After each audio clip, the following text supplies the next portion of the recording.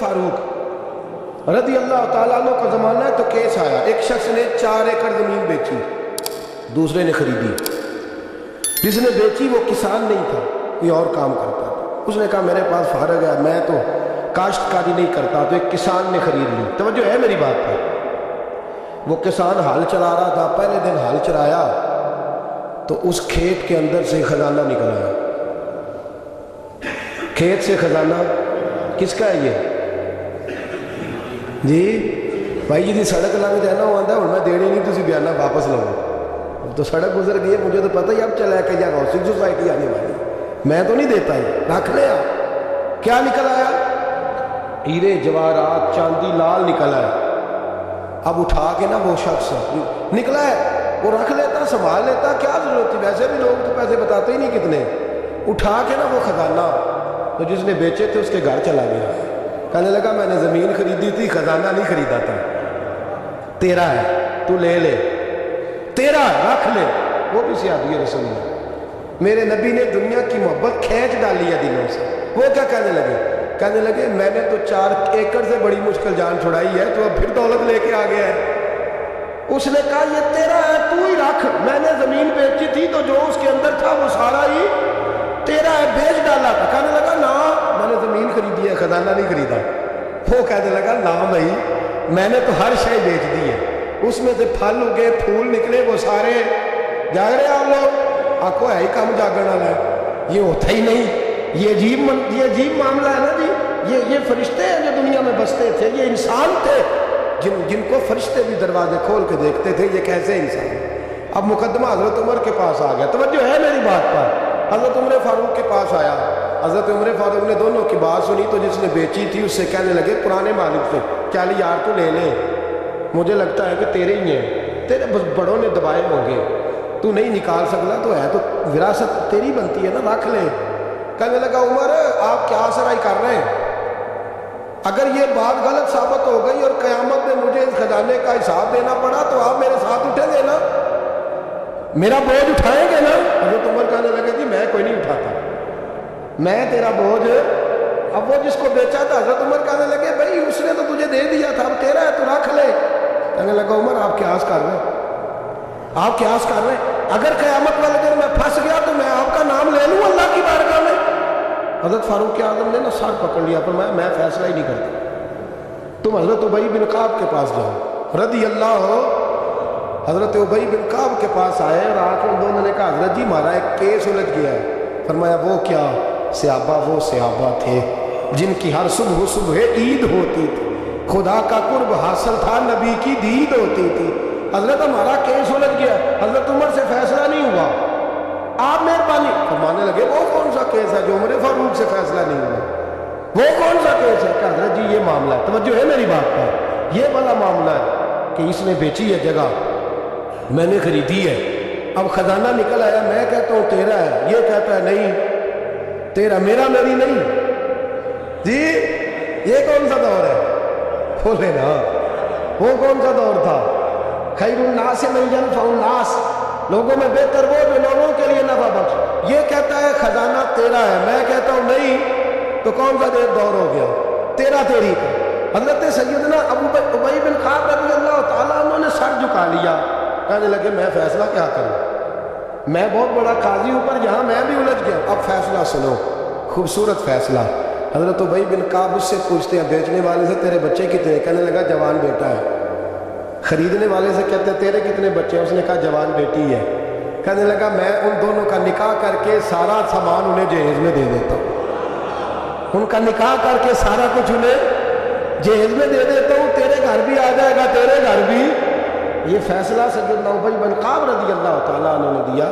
لوگ رو رہے تھے، کہہ رہے تھے کیا بات ہے اس فیصلے کی، کیا بات۔ ایک نوجوان تھا مینا کے بازار میں دوڑا جا رہا ہے، ایک بابا جی اس کو ملے بزرگ، تو ان بزرگوں کے اس نے، توجہ ہے میری بات پر، ان بزرگوں کی تھیلی اس نے اشرفیوں والی چھین لی، چھین کے دوڑ گیا، کافی آگے چلا گیا تو گر گیا، جب گرا تو نظر آنا بند ہو گیا۔ لگاؤ اللہ کے ولی کی بے ادبی ہوئی، اس لیے نظر آنا بند ہو گیا، بے ادبی ہو گئی، بڑا پریشان ہوا، سخت آزمائش کا شکار، کیا کروں کدھر جاؤں۔ جب بڑی سخت تکلیف کے اندر وہ گرفتار ہوا تو لوگوں سے کہنے لگا مہربانی کرو مجھے بابا جی سے معافی لے دیں.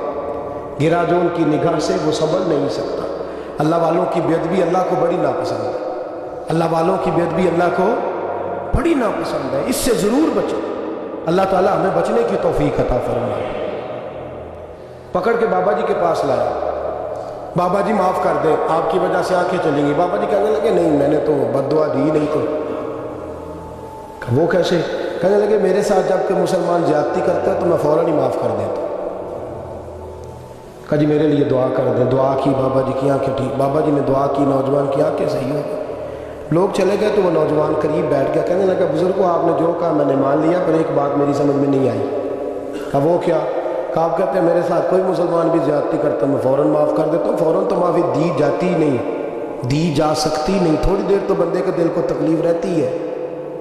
آپ نے جو نہیں نا بات, لوگ باریکی میں جاتے ہیں نا بہت سارے. کہا جناب بندے کے دل میں تھوڑی دیر تو تکلیف ہے. بھئی کوئی لڑائی ہو جائے تو کہتے ہیں ابھی نہیں میں نے جانا, ذرا بات ٹھنڈی ہو جائے گی تو پھر ابھی تو بڑی چوٹیں لگی ہیں, بڑا مسئلہ بنا ہے. یہ شعوری طور پہ لوگ ایسا کرتے ہیں. کہا فوراً کیسے آپ نے معاف کر دیا؟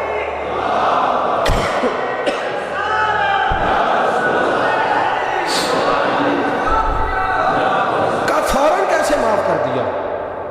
تو بابا جی کہنے لگے مجھے اپنے نبی سے پیار ہی بڑھا صلی اللہ علیہ. ہم عشق کے بندے ہیں, کیوں بات بڑھائی ہے, محبت بڑی ہے رسول رحمت سے, پر میں کیا بات ہے.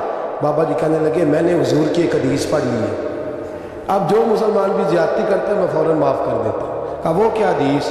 سنیں میرے دوستوں, اور بزرگوں کی سوچ دیکھیں کہاں تک جاتی ہے. اور بزرگ کہنے لگے اللہ کے رسول صلی اللہ علیہ وسلم نے فرمایا ہے کہ جب تک میرے سارے امتی جنت میں نہیں جائیں گے میں بھی نہیں جاؤں گا. جب تک سارے نہیں جائیں گے میں بھی. تو بابا جی کہنے لگے دیکھنا تیرا میرا جھگڑا ہے, اگر یہ جھگڑا حضور کے پاس جائے گا, اللہ کی بارگاہ میں جائے گا, پھر اس کا فیصلہ ہوگا, پھر یہ مقدمہ لڑے گا, پھر یہ کیس چلے گا, جب فیصلہ ہوگا تب تک میرے رسول پاک جنت میں نہیں جائیں گے, بیٹھے رہیں گے. تو میں اپنے نبی کو تکلیف تو نہیں نہ دے سکتا, میں اپنے رسول کو بٹھائے رکھنے کی آزمائش تو نہیں نہ دے سکتا. لہذا جو مسلمان بھی زیادتی کرتے میں فوراً ہی معاف کر دیتا ہوں تاکہ میرے محبوب کو کوئی تکلیف. میں تیرے اور اپنے بارے میں سوچ نہیں رکھتا, میری سوچ تو ہر وقت ذات رسالت پہ لگی رہتی ہے. میرا ذہن تو ہر وقت میرے محبوب کی طرف لگا رہتا ہے. ہر وقت میں حضور کے بارے میں ہی سوچتا رہتا ہوں. ملی سوچ اپنائیں, قومی سوچ اپنائیں. زندگی میں وہ والے کام کریں جس سے قوم کو نفع حاصل ہو, ملت کا جس میں فائدہ ہو.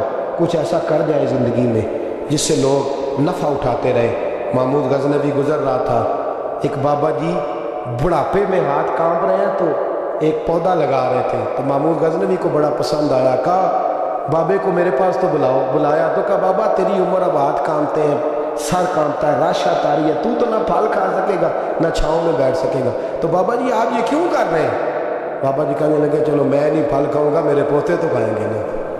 بچے محمود کو بات بڑی پسند آئی. اس نے بابا جی کو ایک اشرفیوں کی تھیلی انعام میں دے دی. کہا تیری سوچ بڑی قومی ہے, بڑی ہے.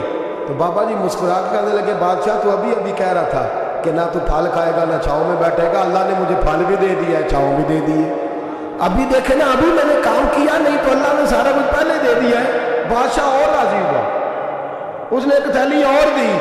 بابا جی مسکرا کے کہنے لگے دیکھ میرے اخلاص میں اللہ نے کتنا فضل کیا ہے. لوگوں کے باغ میں سال میں ایک دفعہ پھل لگتا ہے, میرے باغ میں 2 دفعہ لگ گیا.